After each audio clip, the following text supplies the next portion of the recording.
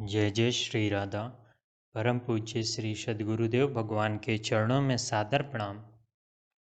कहते हैं कुछ कुछ कथाएं हमारे जीवन को नई दिशा देती हैं और नया आयाम देती हैं। इसी संदर्भ में हम एक कथा ले रहे हैं, उसको हम विभिन्न चरणों में पूरा करेंगे। जिस कथा का प्रथम चरण यहाँ से प्रारंभ होता है। मध्य प्रदेश में एक निरक्षर ब्राह्मण रहता था। श्रेष्ठ कुल में उत्पन्न होकर भी उसने विद्या का सेवन नहीं किया था। ब्राह्मणों के आचार और धर्म से भी वह अनिभज्ञ था। घर की संपत्ति समाप्त हो जाने पर वह भिक्षावृत्ति से जीवन निर्वाह करने लगा। उसका नाम गौतम था। एक बार भिक्षा मांगने के लिए वह एक संपन्न किंतु दस्युओं के गांव में जा निकला। उस गांव में एक धनी डाकू रहता था जो समस्त वर्णों की विशेषता का जानकार था। उसके हृदय में ब्राह्मणों के प्रति भक्ति थी।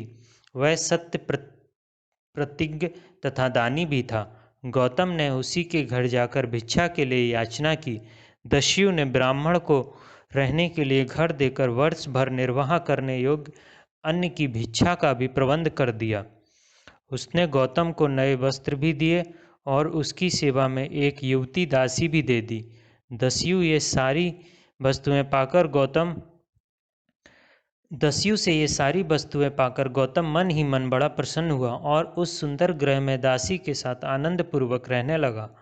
वहाँ रहते हुए उसको अनेक वर्ष बीत गए और दस्युओं के समाज में रहते रहते वह दस्यु बन गया। उसने बाण चलाना सीख लिया। वह प्रतिदिन पक्षियों को मारकर ले जाता और बड़े चाव से उनका मांस खाता। कालांतर में एक सदाचारी एवं ब्रह्मचारी ब्राह्मण घूमता फिरता उसी गांव में आ पहुंचा। वह स्वाध्याय परायण, पवित्र, विनयी, नियम के अनुकूल भोजन करने वाला ब्राह्मण भक्त तथा वेदों का पारंगत विद्वान था। वह शूद्र का अन्न भी नहीं खाता था।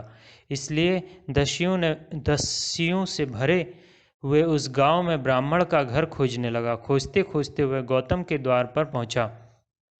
उसी समय गौतम शिकार से लौटा था। उसके एक कंधे पर मरा हुआ हंस लटक रहा था और दूसरे पर धनुष। उसके कपड़ों पर रक्त के छींटे भी पड़े हुए थे। आगंतुक ब्रह्मचारी ब्राह्मण गौतम के गांव का ही निकला। इस वेश में भी उसने गौतम को पहचान लिया। वह गौतम का मित्र भी था। गौतम को इस वेश में देखकर उसे बड़ा दुख हुआ। वह बोला, मित्र गौतम, तू तो मध्य प्रदेश का विख्यात एवं कुलीन ब्राह्मण था, यहाँ डाकू कैसे बन बैठा?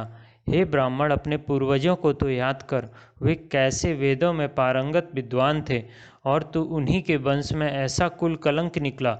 अब भी तो अपने आप को पहचान, तू द्विज है। अतः द्विजोचित सत्य, शील, संयम एवं दया भाव को याद करके अपने इस वास स्थान को त्याग दे। गौतम ने कुछ सोचकर आतर स्वर में उत्तर दिया, द्विज श्रेष्ठ, मैं निर्धन हूँ और मैंने वेदों का भी अध्ययन नहीं किया है। धन कमाने के लिए मैं इधर चला आया था। आज आपके दर्शन से मैं कृतार्थ हो गया। अब रात भर यहीं रहिए, कल प्रातःकाल हम दोनों साथ ही चलेंगे। वह ब्राह्मण दयालु था। गौतम के अनुरोध से उसके यहाँ ठहर गया, किंतु उसने वहाँ की किसी वस्तु को हाथ से छुआ भी नहीं। गौतम के लाख अनुरोध करने पर भी उसने उस घर के अन्न का ग्रहण नहीं किया और भूखा ही सो रहा। प्रातःकाल होते ही वह उठ पड़ा और गौतम का घर छोड़कर चला गया। इसी के साथ हम प्रथम अध्याय खत्म करते हैं। बहुत ही जल्द हम आपके सामने दूसरा इसका चरण लेकर उपस्थित होंगे। जय जय श्री राधा।